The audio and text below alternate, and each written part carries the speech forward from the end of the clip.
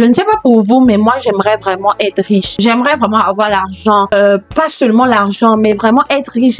Être riche dans le sens de pouvoir donner aux gens des conseils aussi. Et puis, tu peux même rester parfois affamé. Est-ce que tu n'as pas envie de préparer? Ah ouais. Tu vas rester couché, tu vas te dire... C'est mon ventre, c'est moi. Je fais ce que je veux. Donc, du coup, je peux supporter. J'ai pas trop faim. Oh, c'est parce que tu es paresseux. Tu vois, genre. Et puis, quand tu vas scroller, puis tu vas voir une personne sur les réseaux qui va dire quelque chose comme moi en train de rester affamée parce que je suis paresseuse. Tu vas te dire que je suis pas seule. Ça, c'est ma sœur. Et puis parfois, tu vas même reposter la vidéo. Tu seras en mode I relate to this content. Je m'identifie à cette personne. Je peux vraiment me sentir concernée parce qu'elle dit en fait. Et du coup, tu t'assoupis encore davantage parce que tu te dis, je suis pas la première, je suis pas du tout la dernière. Donc, autant mieux continuer dans cette lancée. Coucou tout le monde, j'espère que vous allez bien et je vous souhaite la bienvenue sur ma chaîne YouTube. C'est Fabiola Juice. On va parler d'un sujet très intéressant. La flemme, la paresse, le découragement, non, la flemme. Aujourd'hui, je ne suis pas seule, je suis avec mon amie Fortune. Depuis l'Allemagne, elle est venue me voir et du coup, il fallait que je profite de cette opportunité. Donc, aujourd'hui, nous allons parler d'un sujet qui pour moi est très intéressant. C'est le sujet de la paresse, la flemme en gros, parce que c'est quelque chose que on entend beaucoup dans notre génération et on a la flemme pour tout vraiment. La flemme, j'ai pas envie de faire ça, j'ai la flemme, ce genre de choses. Et c'est quelque chose qui nous empêche vraiment de faire ce que nous avons en projet. Nous avons des grands projets, mais c'est vraiment très difficile pour nous de les mettre en exécution. J'aimerais d'abord qu'on définisse c'est quoi exactement la paresse et tout. Donc, je vais demander, Fortune, comment tu définirais la paresse en fait? Je vais donner une réponse qui est basée sur ma connaissance. Je vais d'abord chercher ce que Google nous dit de la paresse. Google nous dit que la paresse, c'est le comportement d'une personne qui évite l'effort. Et c'est aussi la lenteur à agir, la lenteur à passer à l'action. Et je pense que je suis d'accord avec cette définition. Ok, bon, en fait, moi, je pense que la paresse aussi, un manque d'action, pour moi, c'est le fait de ne même pas agir, en fait. La paresse, c'est un bloqueur de destinée. Je voudrais te poser la question, est-ce qu'il est déjà arrivé des moments où tu as été paresseuse, des moments où tu n'avais juste pas envie de faire les choses? Ou bien, est-ce que tu te définirais comme une personne de paresseuse, tout simplement? Bon, je pense que personne ne va se définir comme quelqu'un de paresseux, ou alors ne va aimer se définir comme quelqu'un de paresseux, et moi non plus. Mais à des moments précis de ma vie, très souvent même aussi, je dirais, j'ai été paresseuse. Yeah. Et puis, figurez-vous que moi, par contre, je disais que j'étais paresseuse. Je disais même souvent, I'm lazy, but I want to change the world. J'avais cette phrase, je sais que je suis paresseuse, mais je veux changer le monde. J'ai vraiment de grands projets. Si tu cherches quelqu'un qui a toujours une liste de projets, je pense que tous mes amis doivent connaître ça quand même. J'ai toujours des plans, I always have future things to do. Et le problème, c'est, il n'y a pas d'action. Je me dis que bon, je vais faire ça. Et ça reste dans une wish list, en fait. Il n'y a pas d'action, il n'y a pas de mouvement. Et tout ça s'est produit comme ça jusqu'à ce qu'un jour, dans mon intimité avec Dieu, le Seigneur m'a vraiment fait réaliser que la paresse, c'est pas du tout quelque chose qui le glorifie. Et il m'a donné le passage de Proverbes chapitre 6. Je connais ça tellement par cœur, tellement j'étais dans la période je vais dire, de cure contre la paresse, vraiment, de détox, vraiment. C'était des versets que je me suis vraiment appuyée dessus et tout. Et je ne voudrais pas juste vous dire ça comme étant des références dans ma tête, mais vraiment vous lire ça. Donc, le passage, c'est Proverbes chapitre 6, à partir du verset 6 à 11. Le verset 6 dit, « Regarde la fourmi paresseux. » Le paresseux, là, un point d'exclamation. Donc, genre, paresseux. Et moi, je méditais souvent en anglais à cette période et la phrase en anglais, c'était lazy bones. En fait, genre carrément la Bible, elle était crue. En fait, c'était bam, paresseux, lazy bones. Genre, lazy bones, la traduction pour ceux qui ne connaissent pas l'anglais, c'est un peu comme les os qui pèsent, les os paresseux. Like, comment on ne te définit même pas comme toi en tant qu'une personne, on t'appelle os. Like, oh my god, ça c'est trop cru quand même. Et genre, ça dit, regarde la fourmi paresseuse, vois comment elle se conduit et tu deviendras sage. La fourmi n'a pas de chef, ni de surveillant, ni de patron.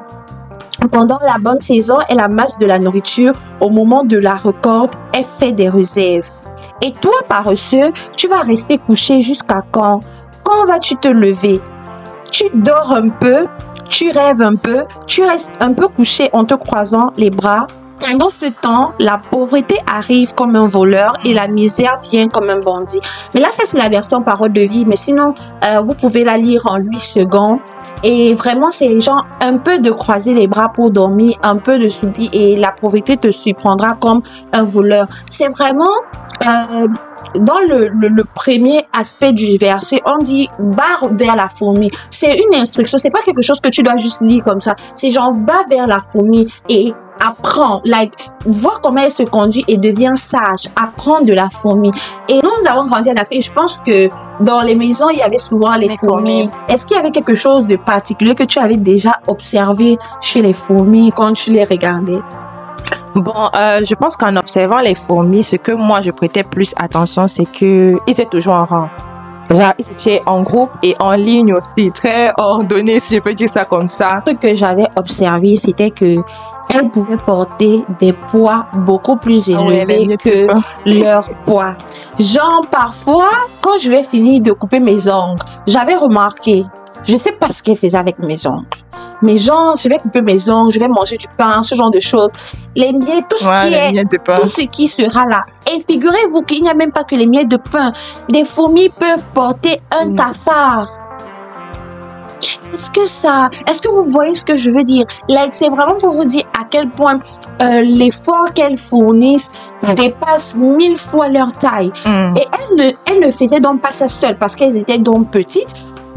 Elle a pu le souligner, elles étaient toujours en groupe, elles étaient toujours en ligne, en rang, peu importe, mais quand il y avait une tâche à faire, elles s'unissaient pour faire cette tâche. Mais parfois, ce qui me marquait, c'est que je pouvais voir une fourmi porter mon ongle. Parfois, on a souvent cette impression de j'ai beaucoup trop de choses à faire et je pense que je n'y arrive pas. Du coup, finalement, on ne fait plus rien. On veut juste rester allongé toute la journée au lieu de dire que bon, je refuse de me laisser accabler, refuse de me laisser surpasser. En anglais, on appelle ça overwhelm. Like, je refuse de me sentir surpassée, submergée au point où je décide de tout jeter. Mais les fourmis, si elles ont vraiment quelque chose à porter, elles vont s'assembler plutôt. Like, il y a la leçon de l'ensemble, de la force, de ne pas se laisser submerger. Et puis, il y a un autre truc que j'avais remarqué chez les fourmis, c'était que il suffisait que je mette mon doigt, si par exemple la fourmilière voulait passer et que je veux bloquer la voie, elle ne s'arrête pas en disant que c'est vrai. OK, on m'a bloqué, donc je peux plus passer en fait. Je suis bloquée. Non, elle trouvait une autre voie. Elle va faire comme ça jusqu'à 100 fois. Et puis, toi, tu seras même fatigué, tu vas la laisser partir. Que, OK, vas-y. Fortune, j'aimerais savoir, est-ce que pour toi, dans les moments où tu as été paresseuse, dans les moments où tu t'es vraiment sentie au plus bas et tu n'appréciais pas la productivité, est-ce que tu penses qu'il y avait des choses qui étaient responsables, des choses qui étaient à l'origine aussi, ou bien des choses qui encourageaient ces attitudes-là de ton côté? Oui. Je pense que de mon côté, les choses qui ont contribué à ce que je sois plus paresseuse, c'est parfois le fait d'avoir tellement de choses à faire que tu ne sais pas là où tu dois commencer. C'est un peu comme si tu es une petite personne et tu as une montagne devant toi. Et encore plus quand tu commences même la première chose, tu as l'impression que le résultat n'est pas ça. Donc du coup, tu es like, oh non. Découragé, tu n'as plus de motivation. Du coup, ok, tu fais autre chose, tu commences un peu à te distraire. Et voilà comment ça continue. La paresse continue et ça entraîne autre chose. Oui. Ok. Un autre truc que j'aimerais dire, c'est vraiment le fait de penser, de ne pas être bien mentalement. Like, par exemple, tu es souvent dans certains états où tu sens comme un vide, tu sens comme une tristesse parfois. Tu sens, like, je pense que je pourrais peut-être faire mieux que de rester juste à la maison et tout. Et puis, genre, tu as cette tristesse, juste puis, tu n'as envie de rien faire. Genre, tu perds complètement la motivation. Je veux dire, c'est vraiment le manque de motivation surtout parce que il y a des moments où tu es juste zélé, tu as juste l'engouement, tu as juste la motivation de faire tout ce que tu dois faire. Mais il y a des autres moments, tu ne te retrouves plus exactement là. Tu ne sais plus trop ce qui va te motiver à bouger. Tu n'as pas trop en vue des choses que tu sais que tu dois faire. Tu es juste comme ça le matin et puis tu te dis... Pas de but, pas d'objectif. Voilà, exactement. Pas de but, pas d'objectif. Penser à quelque chose, les saisons. Il y a l'hiver aussi déjà qui est naturellement très gris. Et généralement en hiver, les gens ont plus tendance à avoir des humeurs dépressives, découragées, démotivées. C'est un peu comme un facteur naturel, viens me le dire comme ça, un facteur naturel qui va encourager la paresse en toi. Tu te lèves comme ça, tu as froid, ok, tu veux rester dans le lit, tu veux rester couvert, un peu de sommeil, un peu d'assoupissement. À laquelle nous sommes favorise vraiment la paresse parce que il y a les réseaux sociaux, il y a vraiment beaucoup de contenu divertissant et je pense que dans la définition de la paresse qu'on a donnée, c'est vraiment le fait de ne pas aimer l'effort et je pense que vraiment, pour être honnête, il y a très peu de personnes qui aiment l'effort. Donc du coup, s'il y a quelque chose d'autre que tu peux faire qui te donne une satisfaction passagère, ça veut dire que tu regardes, tu scrolles et puis tu es juste, voilà, sans trop d'effort, tu vas être content et tout, et puis tu peux même rester parfois affamé parce que tu n'as pas envie de préparer. Ah ouais. Tu vas rester couché, tu vas te dire, c'est mon ventre, c'est moi. Je fais ce que je veux. Donc, du coup, je peux supporter, j'ai pas trop faim. Oh, c'est parce que tu es paresseux. Tu vois, genre. Et puis, quand tu vas scroller, puis tu vas voir une personne sur les réseaux qui va dire quelque chose comme moi en train de rester affamée parce que je suis paresseuse. Tu vas te dire que je suis pas seule. Ça, c'est ma sœur. Et puis parfois tu vas même reposter la vidéo. Tu seras en mode I relate to this content. Je m'identifie à cette personne. Je peux vraiment me sentir concernée par ce qu'elle dit en fait. Et du coup tu t'assoupis encore davantage parce que tu te dis je suis pas la première, je suis pas du tout la dernière. Donc autant mieux continuer dans cette lancée. Oh, c'est parce que tu as vu quelqu'un. Est-ce que tu as autre chose? Bon, encore pendant que tu parlais, voir des amis à qui je peux même exposer le fait que tu te sens paresseux et tout. Et la personne, je suis pas là pour juger parce que moi, je pense que j'ai déjà fait ça. La personne peut bien te dire, je suis paresseux aussi, je me sens aussi paresseux. Et puis, ce sera plutôt genre, je croyais que je ne suis pas seule là, on est ensemble. Au lieu qu'au-delà de ça, ils disent que, la paresse, c'est pas une bonne chose. Genre, lèvons-nous maintenant mutuellement ensemble là et allons plutôt faire ce que nous sommes censés faire. Et la personne va plutôt dire, moi aussi, je suis paresseux. Je me sens pas, les temps, si là, vraiment, c'est chaud. Ils pensent que c'est la saison, bien, je sais pas quoi, les raisons, on va trouver des raisons et qui ne sont pas trop valides. Exact. Quelque chose que quelqu'un peut faire pour commencer à se relever ou bien spontané. Je dirais que la première chose pour sortir de la paresse, c'est d'avoir quelque chose de particulier que tu veux faire. Si je peux dire ça, avoir un but, avoir un objectif. Avoir un objectif, pour moi, c'est la première chose. Déjà, tu vas pas te lever dans le vide. Tu peux savoir, ok, qu'est-ce que je veux faire demain ou alors qu'est-ce que Dieu attend de moi demain. Et avec lui, tu te plonges déjà dans la journée et tu commences déjà à écrire, ok, demain, je peux, je veux, je dois même, parce que pour les étudiants, par exemple, tu dois par exemple aller à l'école ou alors tu dois faire des devoirs immédiatement.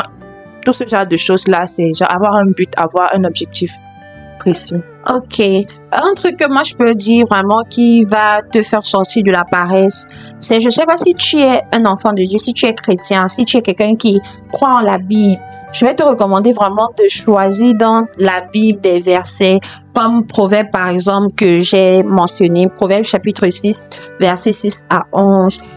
Ces versets par exemple, je pense que lorsque tu médites vraiment dessus encore et encore, pas juste lire, genre c'est vraiment des choses, si tu es dans une période de ta vie où tu as vraiment du mal à te lever, chaque jour, juste de te dire que un peu de croiser les bras pour dormir, un peu d'assoupissement et la pauvreté te surprendra. Je ne sais pas pour vous, mais moi, j'aimerais vraiment être riche. J'aimerais vraiment avoir l'argent, pas seulement l'argent, mais vraiment être riche. Être riche dans le sens de pouvoir donner aux gens des conseils aussi, je sais pas, de l'impact, de pouvoir apporter quelque chose aux autres. Et c'est pas juste dans le sens financier, dans les connaissances, dans vraiment différents aspects. Et je pense que pour atteindre ce statut de ce que je veux pour ma vie, il faut du travail. La fourmi n'a pas besoin de chef, elle n'a pas besoin de surveillant, elle n'a pas besoin de patron. Particulièrement pour ma part, je pense que j'étais vraiment le genre de personne qui je me sens vraiment motivée à faire les choses lorsqu'il y a quelqu'un autour. Ça veut dire que si je vis seule, j'aurais plus du mal à me lever et à faire des choses que lorsque je sais qu'il y a un regard externe vers moi, parce que je me préoccupe beaucoup de ce que les gens pensent de moi. Et je pense que cette préoccupation me fait automatiquement me sentir obligée de bouger. Mais je pense que, étant donné que nous ne sommes pas où il y aura toujours quelqu'un autour de nous, je pense que c'est mieux vraiment de développer une discipline personnelle. C'est, je pense, l'une des meilleures choses à faire, genre, développer une discipline personnelle, quelque chose de structuré. Comme elle a dit, par exemple, avoir un objectif. Par exemple, si tu es étudiant, avoir une discipline personnelle, c'est faire un planning en mode, le matin, je me lève à 7 heures, je prends ma douche, je fais ceci, je fais cela. Avoir une discipline, une routine que tu mets en place, de sorte que tu sais que voilà ce que j'ai à faire, et peu importe qui est quelqu'un ou pas, je dois faire cette chose. Et maintenant, c'est à ces moments que entre en jeu le fait d'avoir des paroles de la Bible, d'avoir des paroles où tu sais que voilà la volonté de Dieu pour moi, c'est que je ne sois pas paresseux, c'est que je me lève et que je me bouge. Proverbe, si c'est juste un exemple, mais sinon le livre de Proverbes, pour ceux qui l'ont lu, il y a vraiment tellement de versets qui parlent de la paresse. C'est comme on dirait l'auteur, il ne parlait que des paresseux en fait. Donc, il a vraiment combattu avec ça en fait. Tu vas chercher des versets. Moi par exemple, j'avais écrit plusieurs versets sur une table. La plupart venaient de Proverbes et je vais redire ça en mode Fabiola, tu n'es pas paresseuse. Tes os ne sont pas paresseux. Tu n'es pas quelqu'un de nonchalante. Tu fais ce que tu as à faire quand tu dois faire cela. Tu n'as pas besoin des hommes pour te regarder. Tu n'as pas besoin de faire semblant, parce que à la limite c'est pas nous. Si tu te laves seulement quand il y a quelqu'un, ça veut dire que quand il y aura personne, tu vas pas te laver. Et puis tu vas avoir des problèmes d'hygiène maintenant parce que tu n'as pas développé cette habitude d'être, en anglais on dit accountable to yourself, genre de toi-même te tenir pour garant responsable en fait. C'est ça, n'est-ce pas? Un truc aussi que j'aimerais dire, c'est de garder les yeux sur les trucs positifs.